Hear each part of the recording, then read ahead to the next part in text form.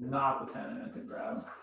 There's my better pen. But I think this pen is going in the box. I'm recording. Yeah, I'm pinned. All right, good.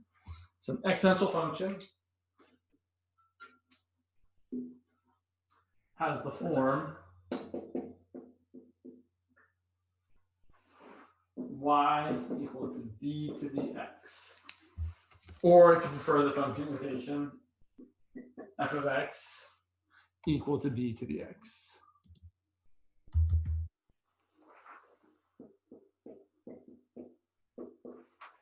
With a couple restrictions on b. So b is called our base.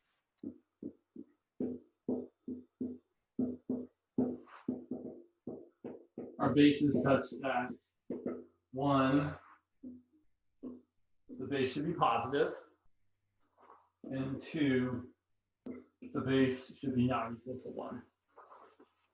And there are reasons for this. The reasons we don't want 1 are just kind of because it's not very interesting, really technically. So here, if you did have y equal to 1 to the x, 1 to any power is just 1. So this isn't really an exponential function. If your base is 1, it's really just a constant function. And that's less interesting. Which I kind of look like you might be raising your hand, but I assume you're not. So you were kind of like doing this. So I just want to, okay. I imagine you guys would say something if you were trying to get my attention. But teachers see things and they think things. So, yeah. So this, the base, you certainly could have the base be 1, and it would just be a horizontal line y equals 1, not an exponential function. The reason the base has to be greater than 0, well, again, is because 1, if it was 0, that's not very interesting, right? If your base is 0, 0 to the x, that's just going to give you 0 if x is positive. But the real concern here is that for negative numbers and 0, if x is something that's not like a normal power, you're going to get answers that are not real or undefined, right? So if x was negative, 0 to a negative power is like dividing by 0. Or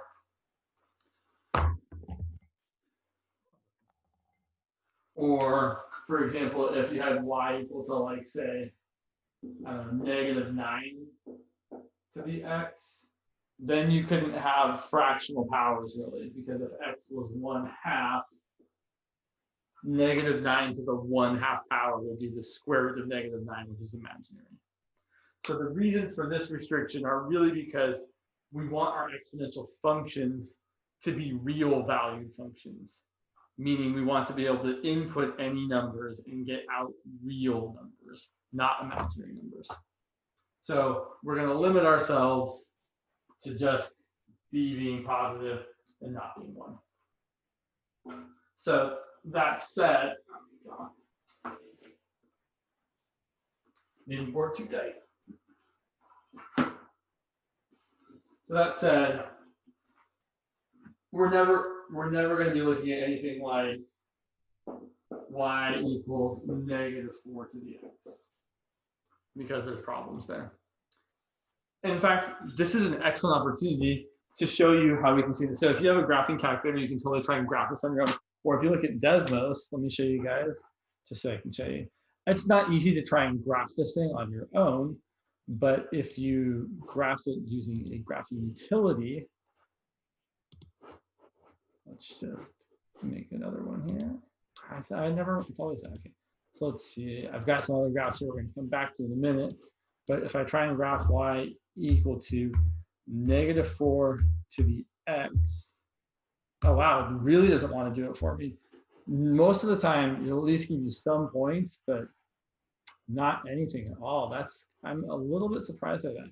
If you do it like on a graphing calculator, you will usually get at least some of the graph. But yeah, it's really giving me nothing here. On the other hand, if we graph something like 2 to the x, it actually gives you a nice, normal kind of continuous, smooth looking graph. But yeah, if your base is a negative number, it's very, very problematic. You do get the point 0, 1. You would also get the point like 1, negative 4, but they're really, I'm a little surprised. I really thought there would be a little bit more. I want there to be like a point right there. There should be a point right there. Anyway, not really the point. Pun intended. But yeah, so we're not going to graph things like that. But we are going to graph things like this. And usually the first thing we start with is 2 to the x. And my opinion on this is a couple of times you should graph this thing kind of nicely, meaning you should kind of get a good idea what these look like. And then after that, you can be very loosey-goosey with it. That's not a thing. I usually say loosey-goosey. You can be very kind of free with your graph. You don't have to be super exact. You can be pretty imprecise. For this one, though, we'll plot some points. So I'm going to pick some values of x, some nice integer values of x, like 0, 1, 2, and 3 to start off with. And then my y values are going to be 2 to the 0, which we know is 1, 2 to the first, which is 2, 2 squared, which is 4, and 2 cubed, which is 8. We're also going to pick some negative values. So far, here's what I've got. I am going to make marks this time. Usually, I wouldn't make marks. I make marks. 8. 4. Okay. So I've got the point 0, 1, 1, 2, 2, 4. See, from over here, it looks like the right height. From over here, it looks a little too low. 1, 2, 4, and 3, 8. So I can see that as we go to the right, this graph is growing exponentially. It's called an exponential function. It's getting really, really big, really, really fast. As I go to the left, it looks like we're probably going to continue in this way, but we should plot some points just to be sure. So if I plug in, say, -1, 2 to the -1 is 1 over 2 to the first, which is just 1/2. Which is probably right there. And then 2 to the -2 is 1 over 2 to the +2, which is 1/4. So, and then the next one, if I plug in -3, I'd get 1 over 2 cubed, which is 1/8. So you can see that as we go to the left, we're getting smaller and smaller and smaller. So the question that we need to kind of address here is, do we ever get to 0? If I let x be super duper negative, is my value going to ever be 0? And the answer actually is no. So if you look at, say, y equal to 2 to the x, you could go way out that way. Pick a super big negative number, like -1,000. That's not that big, but it's big enough. So if x was -1,000, then y would be 2 to the -1,000 power. But I can rewrite that using our rules of exponents as 1 over 2 to the +1,000. Now, 2 to the 1,000 power is very large. I don't think it fits on my calculator. I could try. 2 to the 1,000. You know, actually, I have a good idea what this is. Anyway, 2 to the 1,000. Gosh, where's that button? Yeah. It's too big. I get an overflow error. It's very big. So when you take 1 and you divide by a very big number, you get a very small number. The point being that this number is very small, but still positive, right? The top is positive, the bottom is positive. A positive divided by positive is still positive. So this number is going to be a very small positive number. And you can make x as negative as you want. The y value is still going to be positive. So the whole point here is to show you that we have what's called a horizontal asymptote.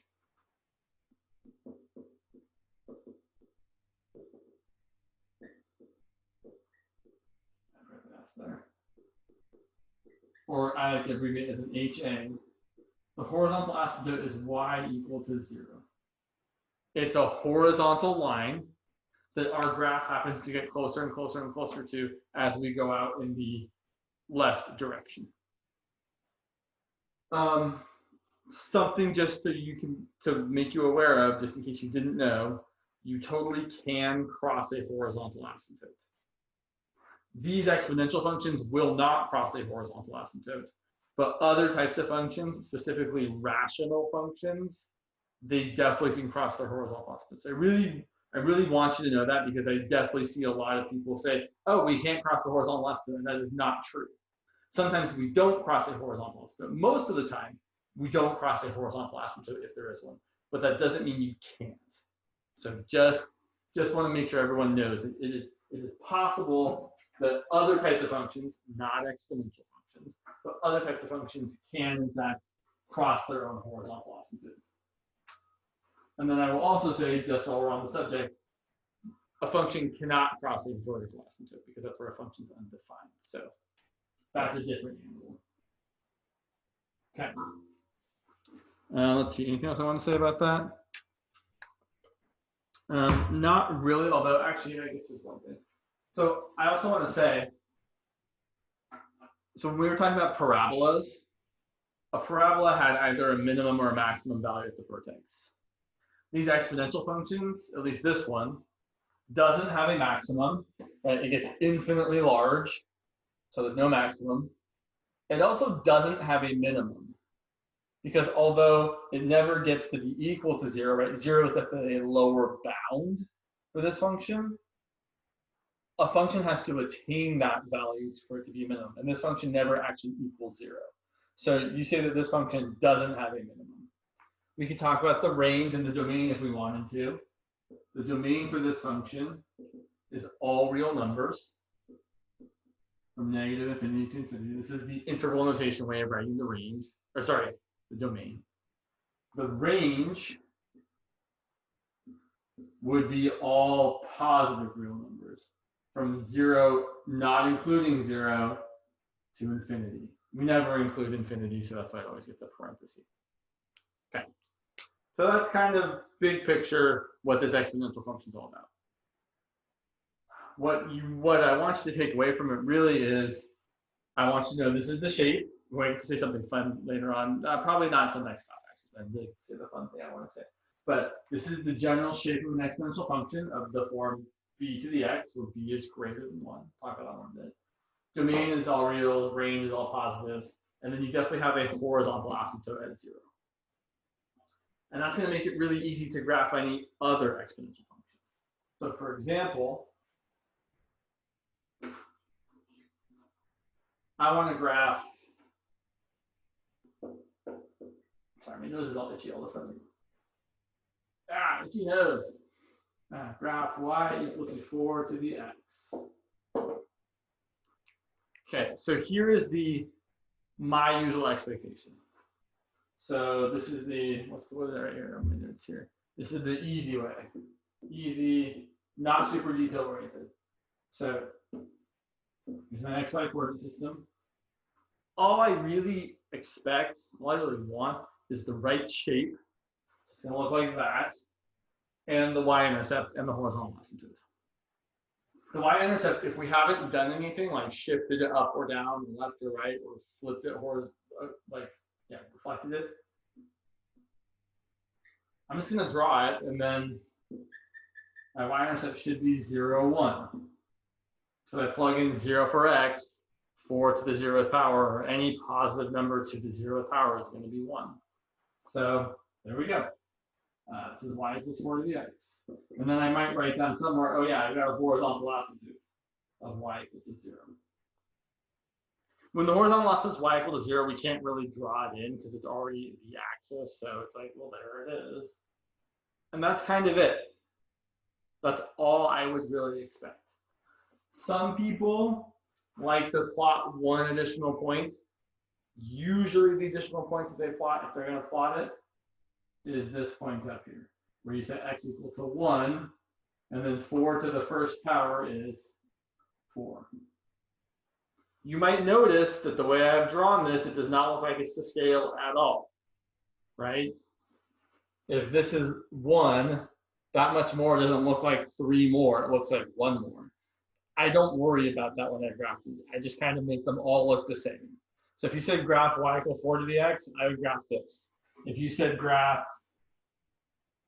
I'm not going to approve here. If someone said to graph instead y equals like 10 to the x, I'd probably make it look a lot like this. I might try and go a little steeper because I know a bigger base is going to grow faster, but I wouldn't probably, making it to scale is challenging because if this is supposed to be the point 0, 1, then the next one over is supposed to be the point 1, 10. So I label things like they're supposed to be labeled, but obviously this isn't really the scale. If you start drawing things to scale, it gets out of control pretty fast. In fact, this is where graphing tools, graphing utilities, I think are particularly useful. So let's take a look just so we can compare. Okay, come on, I can do the things. So if we look here, turn that one off. I don't have either of those. So here's 4 to the x, right? And it gets big. I mean, it's called an exponential function for a reason, or it's called exponential growth reason. It gets big really super fast, right? I do want to mention, sometimes if you look at these graphs from too far out, it kind of just looks like a vertical straight line. It's not a vertical straight line. It just increases so rapidly that it starts to look like a vertical line. If we zoom back in, we see the curvature to it. The thing I'm trying to say that I didn't say is these exponential functions never have a vertical asymptote. They always have a horizontal asymptote, never a vertical asymptote. And then if we compare, we can graph 10 to the x and see that it is even steeper, right? This red one is super duper steep. And if we zoom out, we can see, I mean, it kind of just looks silly. They both look like they grow pretty fast. One thing I want to mention while we're here is that exponential growth is much, much, much faster than polynomial growth. So if you were going to graph something like x squared, right? These exponential functions get bigger so much faster, even if it's something with a smaller base, like, I don't know, 2 to the x, right? Even that, the green function here that I know we're getting kind of a lot of functions on, let's get rid of some of these. This 2 to the x function, although x squared starts off kind of bigger for a hot minute here, right? For a little bit here, right? The x squared function is the bigger function, but then quickly 2 to the x overtakes it and starts growing much faster.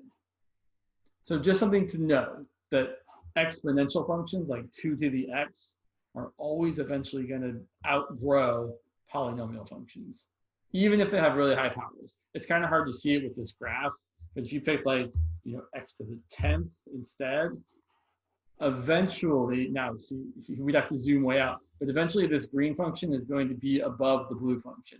You kind of got to go, whoops, out, not in. It's right, it gets ridiculous. Right? I can't really see where those might cross, but eventually, right, it's just kind of dumb at this point.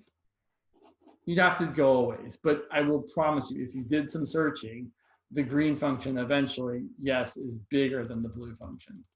Now I'm like, ooh, we can go way out. It's kind of crazy. Okay, enough of this. That's getting ridiculous, James. So, graphing these things. When you're graphing an exponential function, I don't think you need to try and make it look to scale. If you were going to graph 2 of them on the same coordinate system, the one with the larger base should be the one that is steeper. So for example,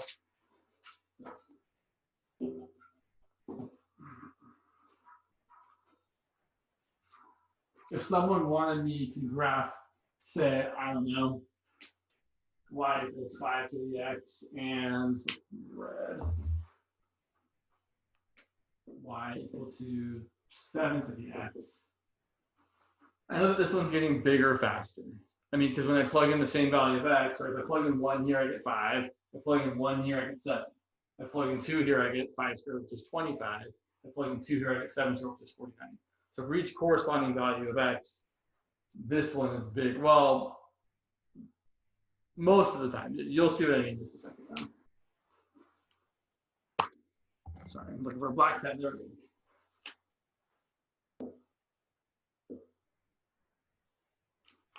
So the way I would draw this is I would draw 5 to the x kind of like this. And I know that they both should have the same y-intercept. Right? When I plug in 0 here, 5 to the 0 is 1. Plug in 0 here, 7 to the 0 is 1. And now here's actually something kind of interesting. They cross at the x-intercept. Sorry, the y-intercept. Sorry, if I said x, sorry. They have a y-intercept that has no x-intercept. So what's going to happen is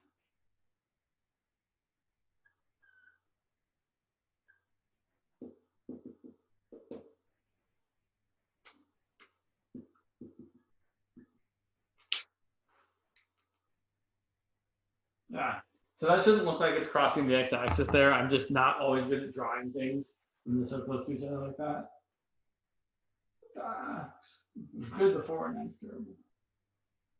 Anyway, so exponential graphs like this, they actually always cross at the y-intercept.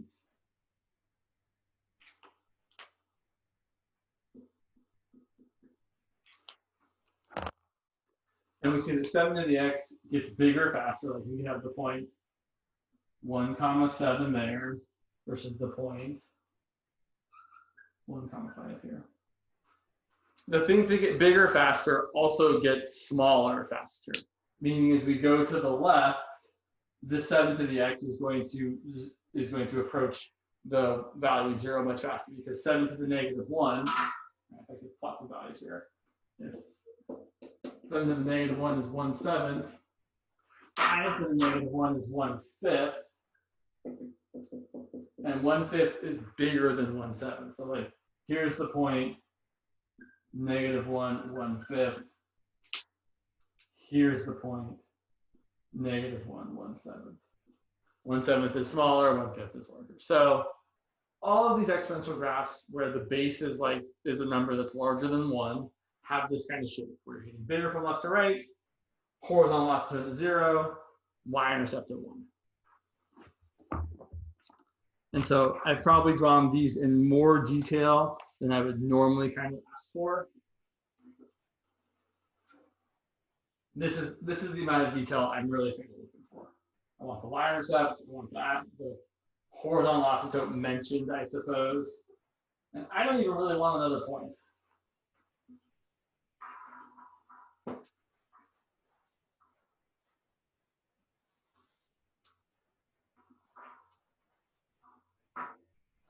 So if the base is larger than 1, then the graph looks like this.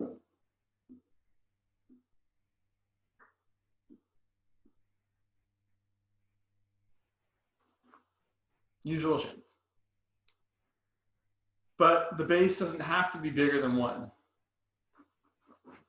You can also have bases that are between 0 and 1. For example, if I want to graph something like y equal to, what did I pick here? Yeah, 1/3 to the x. This chair feels in the way. Okay. And yeah, I might erase this thing. So here, I'm going to plot some points again just to make sure I know what this thing looks like.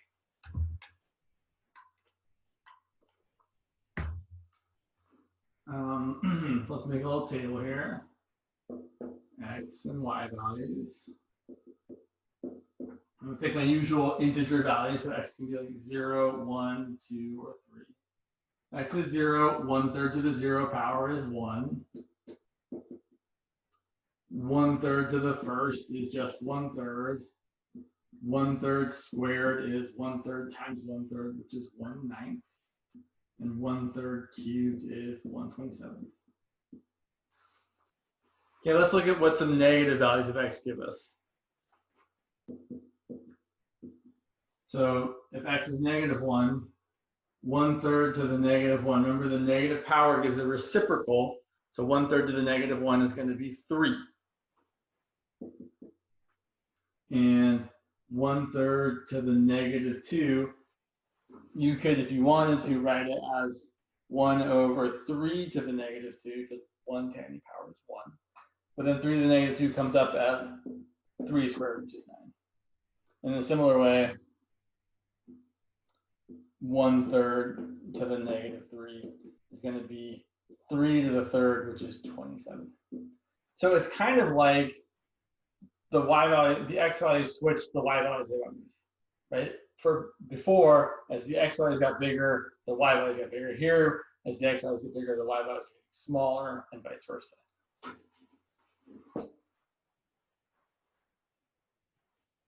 So I'm trying. So this is the too much detail graph I'm going to draw. So when x is 0, I get 1. When x is 1, I get 1/3. When x is 2, I get 1/9, and so on. And then when x is -1, I get 3. And when x is -2, I get 9.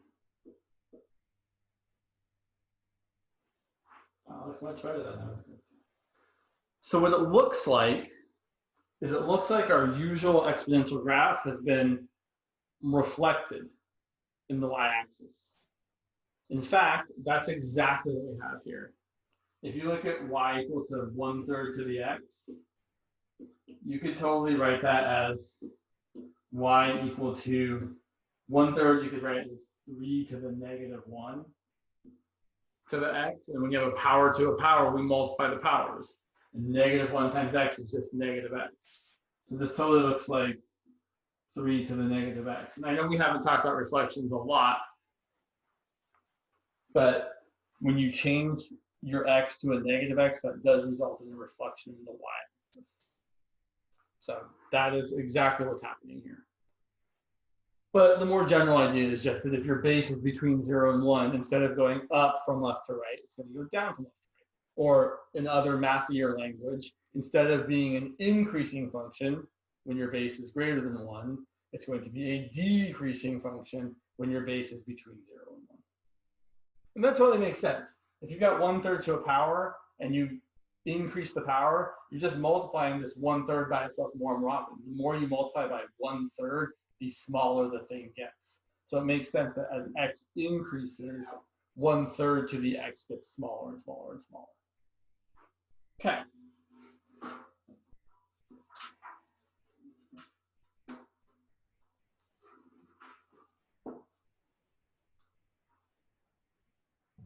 I have a question.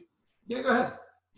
So basically what you're saying is that if 0 is less than b, which is less than 1, then it's going to be inverted or reflected? Exactly. Then b to the x, then y equals b to the x is decreasing. Right? It's going to look like this.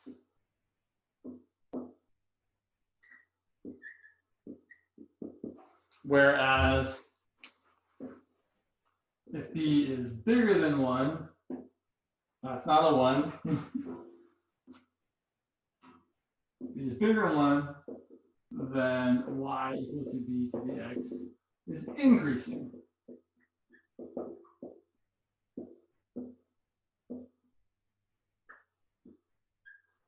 And yes, if the b values happen to be reciprocals of each other, they're exactly reflections.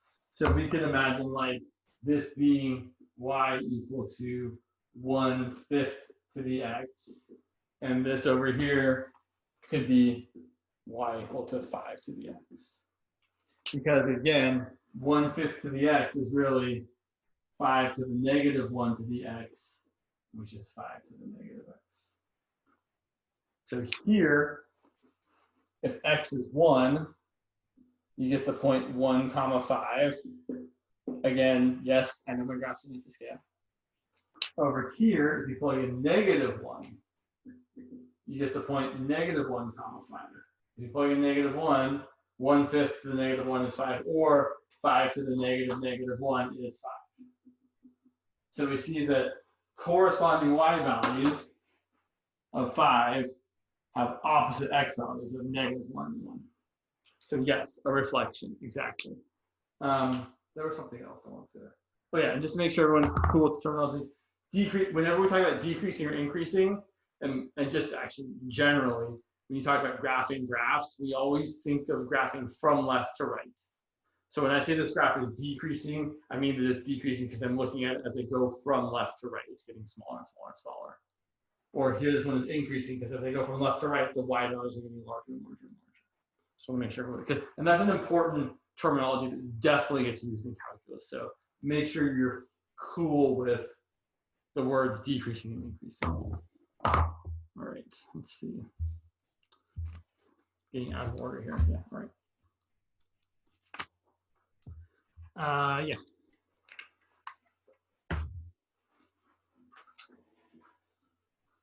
So there's one important base. So most of the time,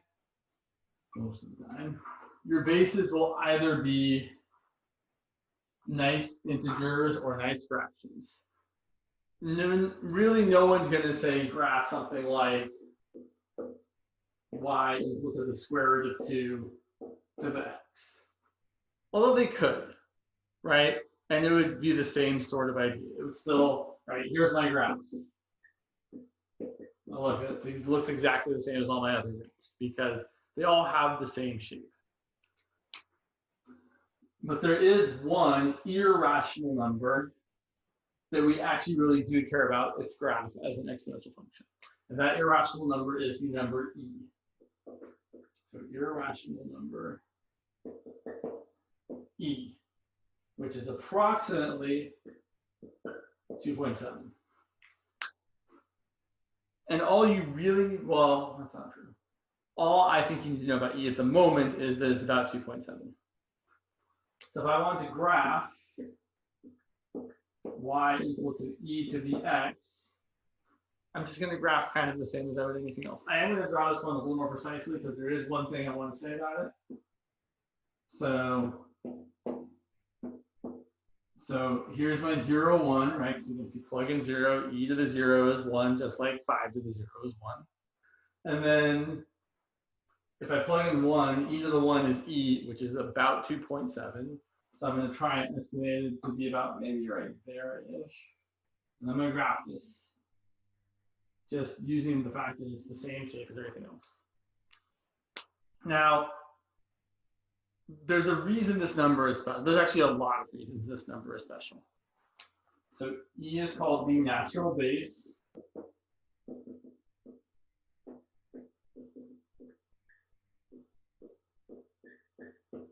It comes up as a limit of a certain expression later on. It's the base in the natural logarithm. So when people write, something like, which we'll talk about on Tuesday, when someone says like y equals the natural log of x, or something like the natural log of 5, they really mean the log base e of x.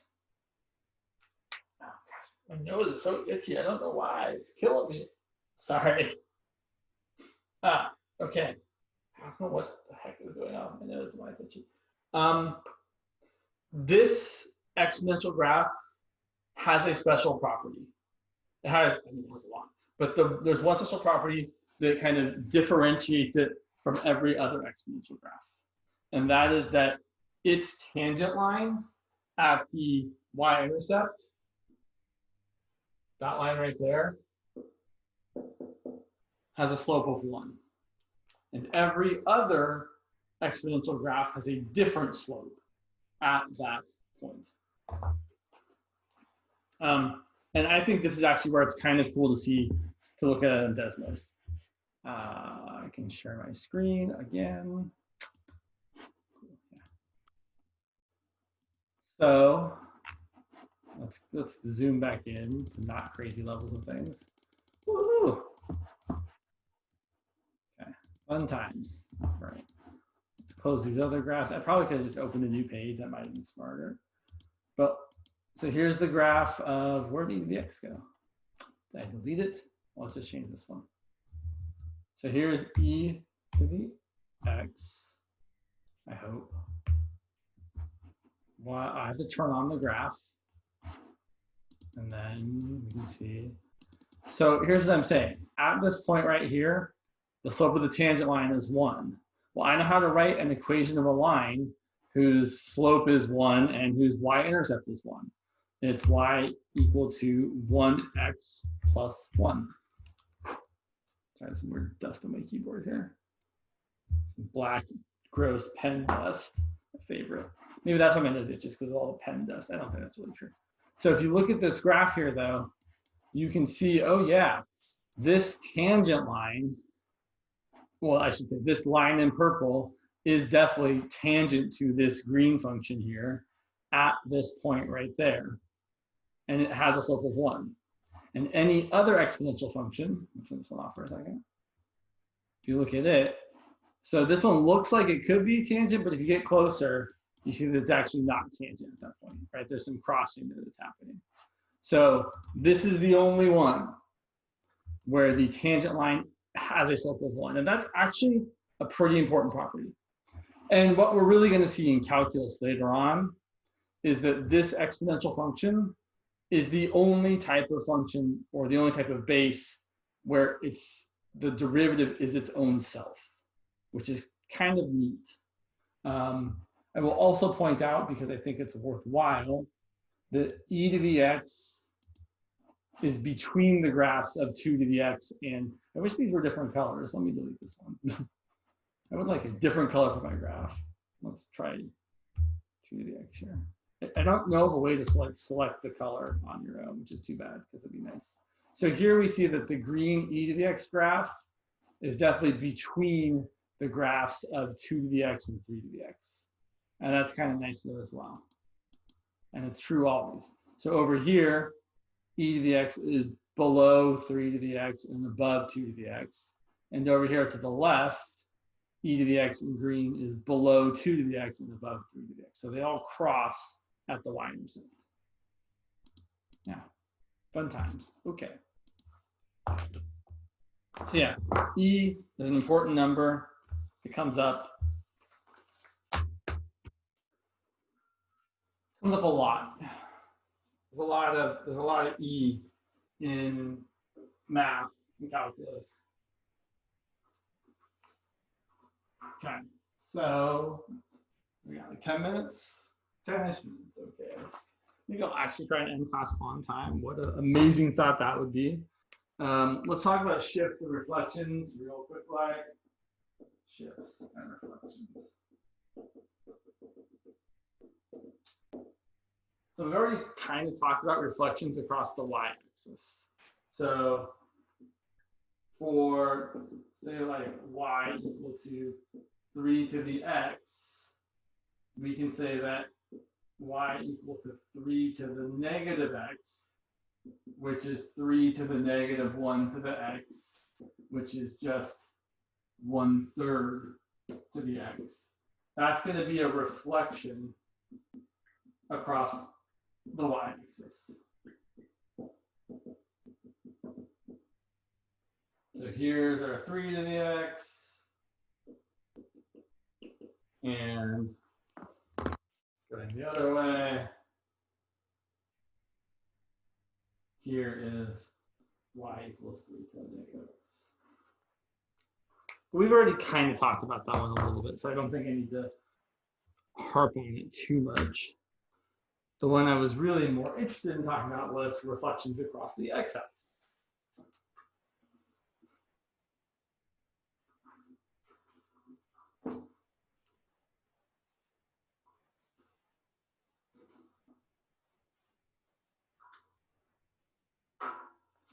So, and this is not just true for exponential functions, it's true in general.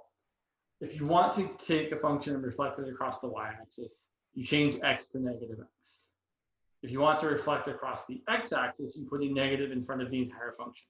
And we definitely did that with trig functions, right? We did like negative sine or negative cosine, flip the whole thing over. That's the same thing here. So for example, y equal to negative 2 to the x is a reflection of y equal to 2 to the x in the, or across, if you don't like the word in, the x-axis. I mean, I need to be very, very specific here. I guess this is my good green pen now. It might be time to open a new box of pens.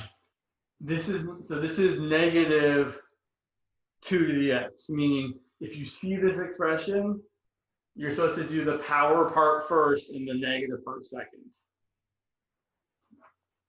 So we can graph this. We can also plot some points. So if x is 0, 1, 2, 3, negative 2 to the 0 is negative 1. Negative 2 to the first is 2 to the first is 2, so negative 2. Negative 2 squared is negative 4. Right? We're squaring first and then doing the negative after. These always look like they get off, kind of. And then negative 2 cubed is negative 8. So all of our values that would have been positive y values are now going to be negative y values. So we're exactly going to take what would have been our usual graph of y equals 2 to the x, and we're flipping it over and getting y equal to negative 2 to the x. And our y-intercept that would have been 0, 1 is now going to be 0, negative 1.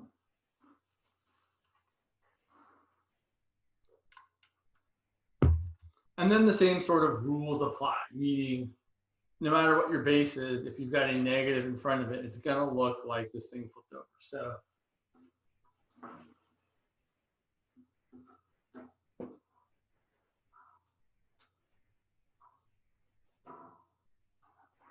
if I had to graph, say, y equal to negative 3 to the x, I'd be like, okay, well, I know 3 to the x does this.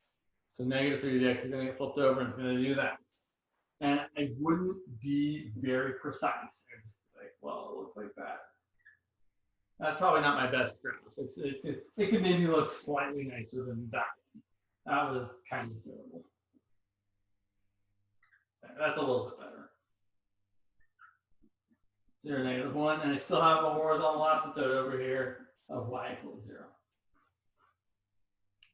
So reflections, kind of not that big a deal. Oh, I should say, if I wanted to do y equal to negative 1/4 to the x, I know the 1/4 to the x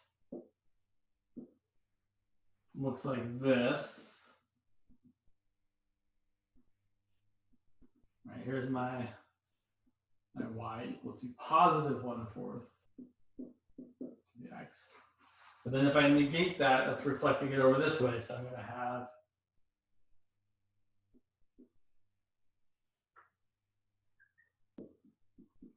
this is y equal to negative 1/4 to the x.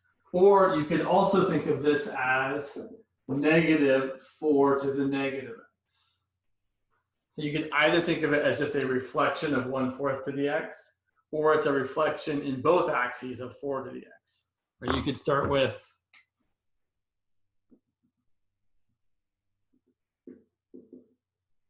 four to the x, reflected across the y-axis to get 4 to the negative x, which is 1/4 to the x, and then reflected again to get that one.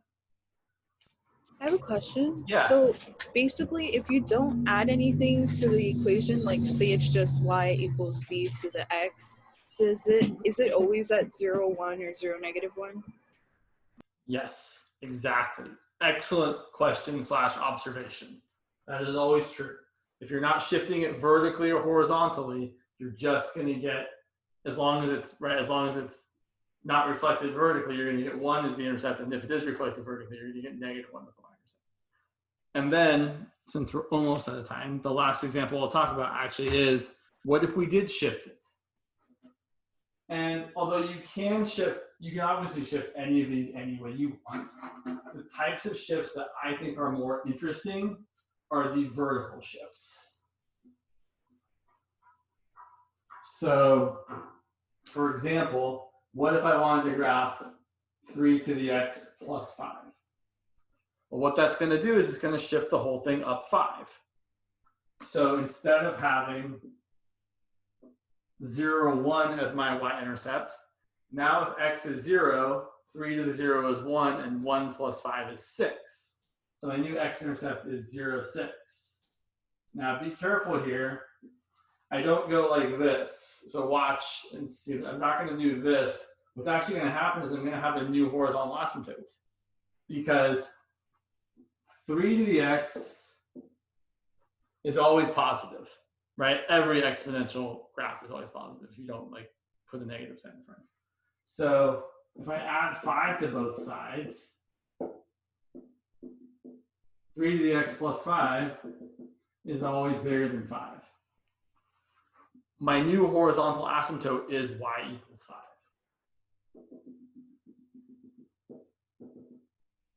Basically, if you have a vertical shift up 5, your horizontal asymptote, which was y equal to 0, you're going to add 5 to it to get y equal to 5. So here's my new graph.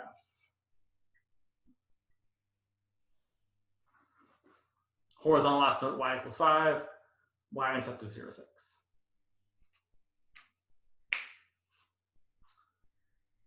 All right, as much as I want to do one more example, I will refrain.